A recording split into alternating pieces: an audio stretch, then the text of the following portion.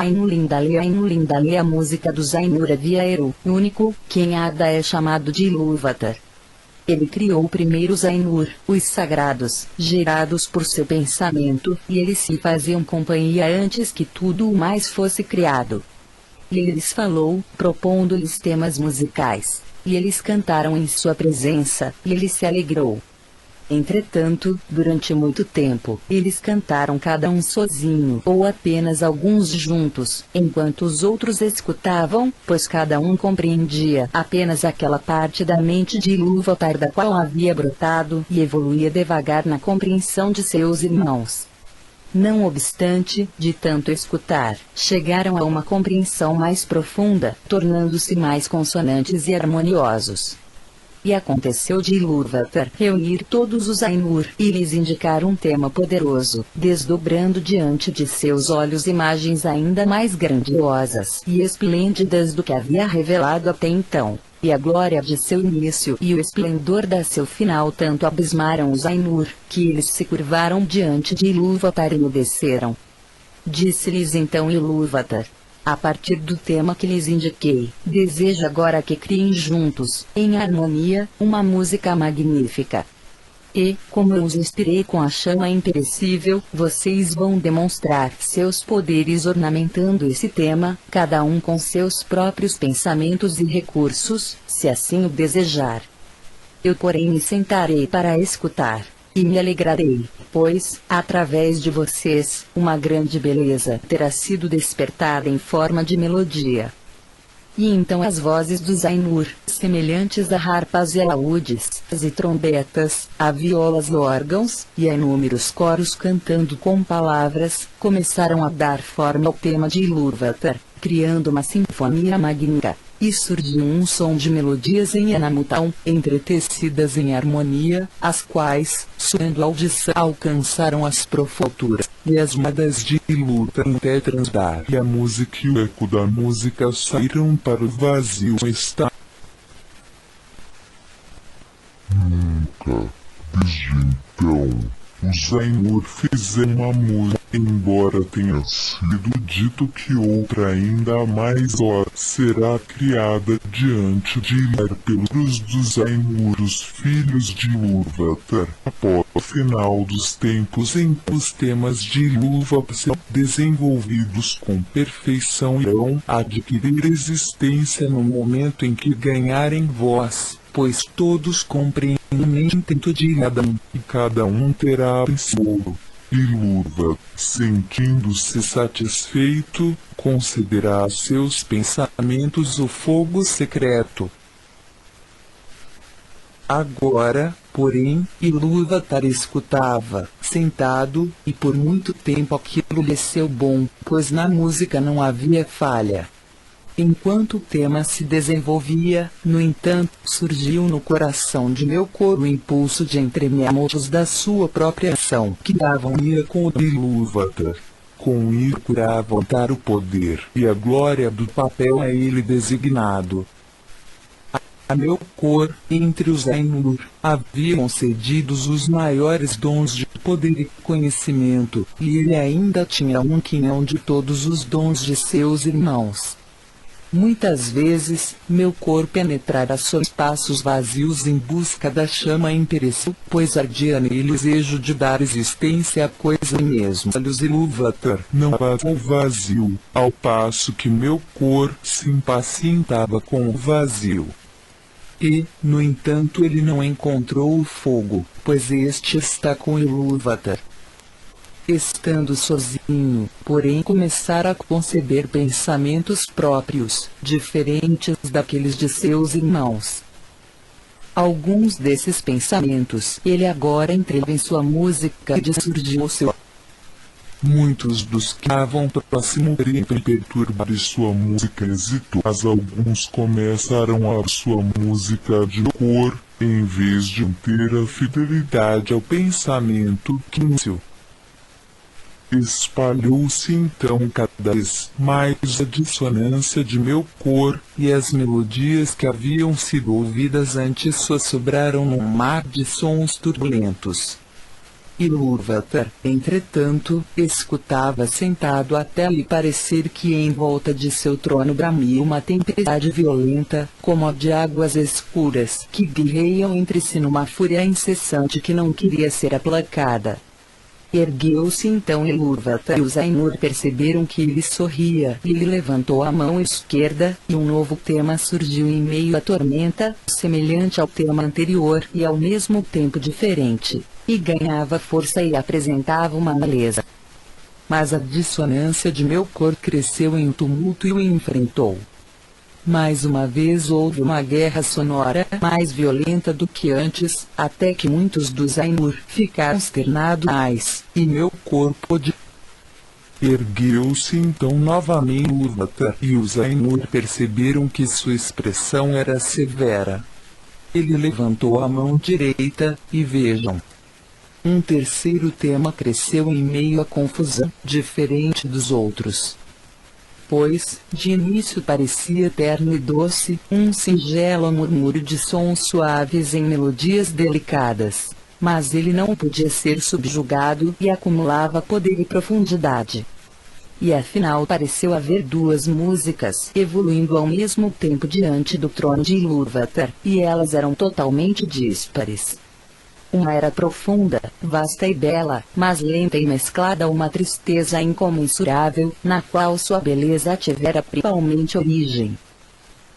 A outra havia alcançado uma unidade própria, mas alta, findavelmente repetitiva. Tinha pouca harmonia, antes um som uníssono e clamoroso, como o de muitas trombetas, soando apenas algumas notas. E procurava abafar a outra música pela violência de sua voz, mas suas notas mais triunfais pareciam ser adoptadas pela outra entremeadas em seu próprio arranjo solene. No meio dessa contenda, na qual as mansões de Ilúvatar sacudiram, e um tremor se espalhou, atingindo os silêncios até então impassíveis, Ilúvatar ergueu-se mais uma vez, e sua expressão era terrível de ver. Ele então levantou as duas mãos, e num acorde, mais profundo que o abismo, mais alto que o firmamento, penetrante como a luz do olho de Ilúvatar, a música cessou. Então, falou Ilúvatar e disse: Poderosos são os Ainur, e o mais poderoso dentre eles é meu cor. Mas, para que ele saiba, e saibam todos os Ainur, que eu sou Ilúvatar, essas melodias que vocês entoaram, irei mostrá-las para que vejam o que fizeram, e tu, meu cor, verás que nenhum tema pode ser tocado sem ter em mim sua fonte mais remota, e ninguém pode alterar a música contra a minha vontade. E aquele que tentar, provará não ser senão meu instrumento na invenção de coisas ainda mais fantásticas, que ele próprio nunca imaginou. E então os Ainur sentiram medo e ainda não compreenderam as palavras que lhes eram dirigidas. E meu cor foi dominado pela vergonha, da qual brotou uma raiva secreta. Ilúvatar, porém, ergueu-se em esplendor e afastou-se das belas regiões que havia criado para os Ainur. E os Ainur o seguiram. Entretanto, quando eles entraram no vazio, Ilúvatar lhes disse: Contemplem sua música. E lhes mostrou uma visão, dando-lhes uma imagem onde antes havia somente o som, e eles viram um novo mundo tornar-se visível aos seus olhos. E ele formava um globo no meio do vazio, e se mantinha ali, mas não pertencia ao vazio, e contemplavam perplexos. O mundo começou a rolar sua história, e a eles parecia que o mundo tinha vida e crescia. E, depois que os Ainur haviam um tempo calado, Ilúvatar voltou a dizer: Contemplem sua música. Este é seu repertório. Cada um de vocês encontrará aí, em meio à imagem que lhes apresento, tudo aquilo que pode parecer que ele próprio inventou ou acrescentou. E tu, meu cor, descobrirás todos os pensamentos secretos de tua mente e perceberás que eles são apenas uma parte do todo e subordinados à sua glória. E das outras ilume Em virtude da diferença, sabem que for o que é e do que será, deixam de ver poucas coisas. Mas algumas coisas há que eles não conseguem ver, nem sozinhos nem reunidos em conselho. Pois a ninguém a não ser a si mesmo Ilúvatar revelou tudo que tem guardado. E em cada era surgem novidades que não haviam sido previstas, pois não derivam do passado. E assim foi que, enquanto essa visão do mundo lhes era apresentada, os Ainur viram que ela continha coisas que eles não haviam imaginado. E, com admiração, viram a chegada dos filhos de Ilúvatar, e também a habitação que era preparada para eles. E perceberam que eles próprios, na elaboração de sua música, estavam ocupados na construção dessa morada, sem saber, no entanto, que ela tinha outro objetivo além da própria beleza. Pois os filhos de Ilúvatar foram concebidos somente por ele, e surgiram com o terceiro tema. Eles não estavam no tema que Ilúvatar propusera no início, e nenhum dos Ainur participou de sua criação. Portanto, quando os Ainur os contemplaram, mais ainda o amaram, por serem os filhos de Ilúvatar diferentes deles mesmos, estranhos e livres, por neles verem a mente de Ilúvatar refletida mais uma vez e aprenderem mais de sua sabedoria, a qual, não deles, teria permanecido o mesmo para os Ainur. Ora, os filhos de Ilúvatar são os homens, os primogênitos e os sucessores. E em meio a todos os esplendores do mundo, os vastos palácios e espaços e seus círculos de fogo, Ilúvatar escolheu um local habitarem nas profundezas do tempo e no meio das estrelas incontáveis.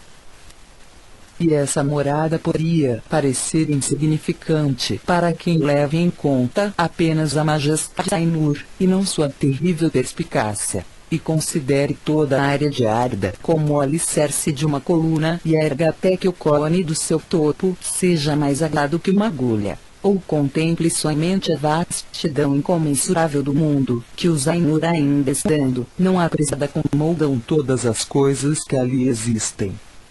Mas, quando os Ainur contemplaram essa morada numa visão e viram os filhos de Ilúvatar surgirem dentro dela, muitos dos mais poderosos dentre eram todo pensamento e seu desejo nesse lugar. Uma ameaça E foi desses, detectada. meu cor era o chefe, exatamente como no início ele fora o mais poderoso dos Ainur que haviam participado da música.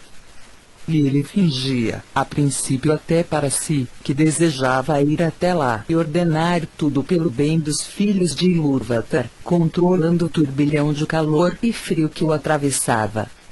No fundo, porém, desejava submeter à sua vontade tanto elfos quanto homens, por invejar-lhes os dons que Ilúvatar prometera conceder-lhes. E Melkor desejava ter seus próprios súditos e criados, ser chamado de Senhor e ter comando sobre a vontade de outros.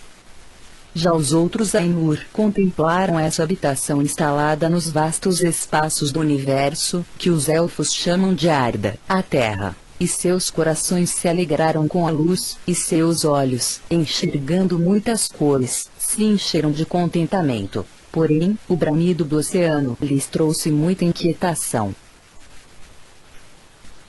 Observaram os ventos e o ar, e as matérias das quais Arda era feita, de ferro, pedra, prata, ouro e muitas substâncias.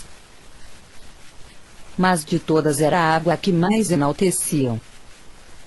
E dizem os Eldar que na água ainda vive o eco da música dos Nur, mais que em qualquer outra substância existente na terra. E muitos dos filhos de Ilúvatar escutam, ainda insaciados, as vozes do oceano, sem contudo saber por que o fazem.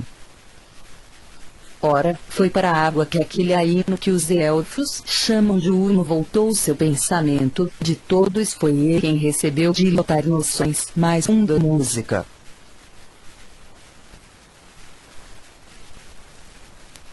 Já os ares e os ventos, mais havia refletido Manvê, o mais nobre O dos Ainur. estranhamento terminou. Sobre a textura da terra havia pensado Olê, a quem Ilúvatar concederá talentos e conhecimentos pouco inferiores aos de Melkor. mas a alegria e o prazer de Auli estão no ato de fazer e no resultado desse ato, não na porra em sua capacidade. Motivo pelo qual ele dá, e não a mula, é livre de preocupações e sempre se interessa por alguma nova obra.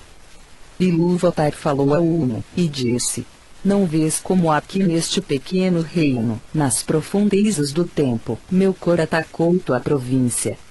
Ele ocupou o pensamento com um frio severo e implacável, mas não destruiu a beleza de tuas fontes, nem de teus lagos cristalinos.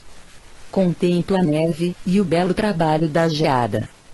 Meu cor criou calores e fogo sem limites, e não conseguiu secar teu desejo nem sufocar de todo a música dos mares. Admira então a altura e a glória das nuvens, e das névoas em permanente mutação, e ouve a chuva cair sobre a terra. E nessas nuvens, tu és levado mais para perto de Manvê, teu amigo, a quem amas. Respondeu então o Homo. Na verdade, a água tornou-se agora mais bela do que meu coração imaginava. Meu pensamento secreto não havia concebido floco de neve, nem em toda a minha música estava contida a chuva que cai. Procurarei Manvê para que lhe possamos criar melodias eternamente para teu prazer. E Manvê e Ulmo se aliaram desde o início, e sob todos os aspectos serviram com a máxima fidelidade aos objetivos de Ilúvatar. Porém, no momento em que Ulmo falava, e enquanto os Ainur ainda contemplavam a visão, ela foi recolhida e permaneceu oculta. Pareceu-lhes que naquele instante eles percebiam uma nova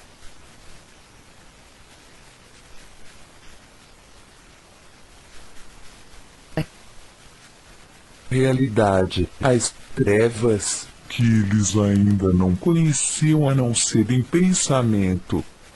Estavam, porém, apaixonados pela beleza da visão e fascinados pela evolução do mundo que nela ganhava existência, e suas mentes estavam totalmente voltadas para isso, pois a história estava incompleta, e os círculos do tempo ainda não totalmente elaborados quando a visão foi retirada.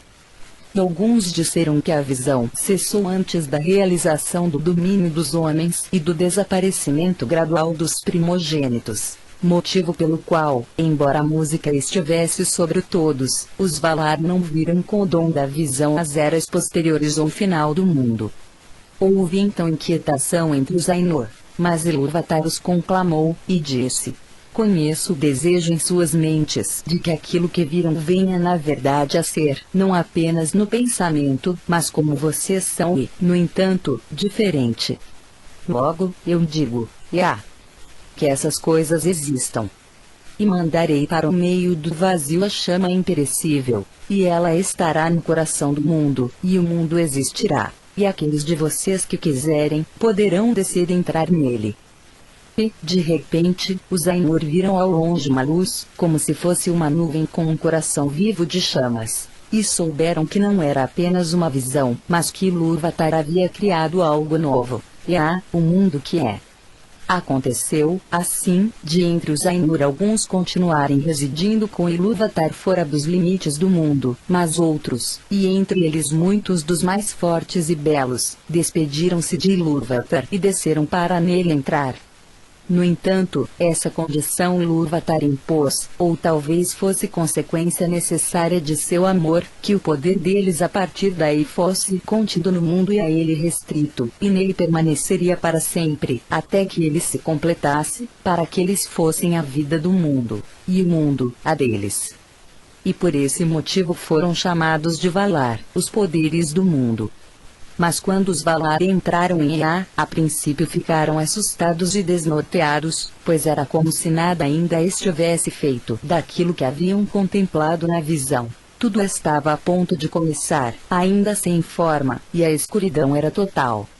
Pois a grande música não havia sido senão expansão e o florescer do pensamento nas mansões eternas, sendo a visão apenas um prenúncio. Mas agora eles haviam entrado no início dos tempos, e perceberam que o mundo havia sido apenas prefigurado e prenunciado, e que eles deveriam concretizá-la. Assim teve início sua enorme labuta em espaços imensos e inexplorados, e em eras incontáveis e esquecidas, até que nas profundezas do tempo e no meio das vastas mansões de Ra, veio a surgir a hora e o lugar em que foi criada a habitação dos filhos de Ilúvatar. E, nessa obra, a parte principal coube a Manwë, Aulë e Ulmo. Mas Melkor também estava ali desde o início e interferia em tudo que era feito, transformando-o, se conseguisse, de modo que satisfizesse seus próprios desejos e objetivos. E ele acendia as fogueiras. E assim, quando a terra ainda era jovem e repleta de energia, cobiçou e disse aos homens: este será o meu reino, e eu o designo como meu. Manwë era, porém, irmão de Melkor na mente de Ilúvatar, e ele foi o principal instrumento do segundo tema que Ilúvatar havia criado para combater a dissonância de Melkor. E Manwë chamou a si muitos espíritos, superiores e inferiores, e eles desceram aos campos de Arda e auxiliar Manwë, evitando que Melkor impedisse para sempre a realização de seu trabalho e que a terra murchasse antes de florescer. E Manwë disse a Melkor: este reino tu não tomarás como teu, pois trabalharam aqui não menos do que tu. E houve luta entre Melkor e os outros Valar. E, por algum tempo, Melkor recuou e partiu para outras regiões, e lá fez o que quis, mas não tirou de seu coração o desejo pelo reino de Arda. Então os Valar assumiram formas e matizes, e, atraídos para o mundo pelo amor aos filhos de Ilúvatar, por quem esperavam, adotaram formas de acordo com o estilo e incontestáveis de Ilúvatar, menos na majestade e no esplendor. Além do mais, sua forma deriva de seu conhecimento do mundo visível, em vez de derivar do mundo em si. E eles não precisam dela, a não ser apenas como as vestes que usamos. E, no entanto, podemos estar nus sem sofrer nenhuma perda de nosso ser. Portanto, os Valar podem caminhar, se quiserem, déspidos. E nesse caso nem mesmo os Eldar conseguem percebê-los com clareza, mesmo que estejam presentes. Quando os Valar desejam trajar-se, porém, costumam assumir, alguns, formas masculinas, outros, formas femininas, pois essa diferença de temperamento eles possuíam desde o início, e ela somente se manifesta na escolha de cada um, não sendo criada por essa escolha, exatamente como entre nós o masculino e o feminino podem ser revelados pelos trajes, mas não criados por eles. Mas as formas com as quais os grandes se ornamentam não são sempre semelhantes às formas dos reis e rainhas dos filhos de Ilúvatar, já que às vezes eles podem se revestir do próprio pensamento, tornado visível em formas de majestade e terror. E os Valar atraíram para si muitos companheiros, alguns menos grandiosos do que eles, outros quase tão grandiosos quanto eles. E, juntos, trabalharam na organização da terra e no controle de seus tumultos. Melkor então viu o que era feito, que os Valar cavam sobre a terra como visíveis, trajados com roupas do mundo, e eram lindos e gloriosos ao olhar, além de jubiloso, e que a terra estava se tomando um jardim para seu prazer, já que seus turbilhões estavam subjugados. Cresceu-lhe então muito mais a inveja, e ele também assumiu forma visível. Mas, em virtude de seu ânimo e do rancor que nele ardia, essa forma era escura e terrível. E ele desceu sobre Arda com poder e majestade maiores do que os de qualquer outro Vala, como uma montanha que avança sobre o mar e tem seu topo acima das nuvens, que é revestida de gelo e coroada de fumaça e fogo. A luz dos olhos de Melkor era como uma chama que faz murchar com seu calor e perfura com um frio mortal. Assim começou a primeira batalha dos Valar com Melkor pelo domínio de Arda. E sobre esses tumultos, os elfos sabem pouquíssimo, pois o que foi aqui declarado teve origem nos próprios Valar, com quem os Eldalion falavam na terra de Valinor e por quem foram instruídos. Mas os Valar pouco se dispõem a relatar sobre as guerras anteriores à chegada dos Elfos. Disse, porém, os Eldar que os Valar se esforçaram, apesar de Melkor, para governar a terra e prepará-la para a chegada dos primogênitos. E eles criaram terras, e Melkor as destruía. Sulcavam vales, e Melkor os erguia. Esculpiam montanhas, e Melkor as derrubava. Abriam cavidades para os mares, e Melkor os fazia transbordar. E nada tinha paz ou se desenvolvia, pois mal os Valar começam algum trabalho, Melkor o desfazia ou corrompia. E, no entanto, o trabalho deles não foi totalmente vão. E embora em tarefa ou em parte alguma sua vontade e determinação fossem perfeitamente cumpridas, e todas as coisas fossem em matiz e forma diferentes da intenção inicial dos Valar, apesar disso, lentamente, a terra foi moldada e consolidada. E assim finalmente estabeleceu-se a morada dos filhos de Ilúvatar nas profundezas do tempo e no meio das estrelas incontáveis.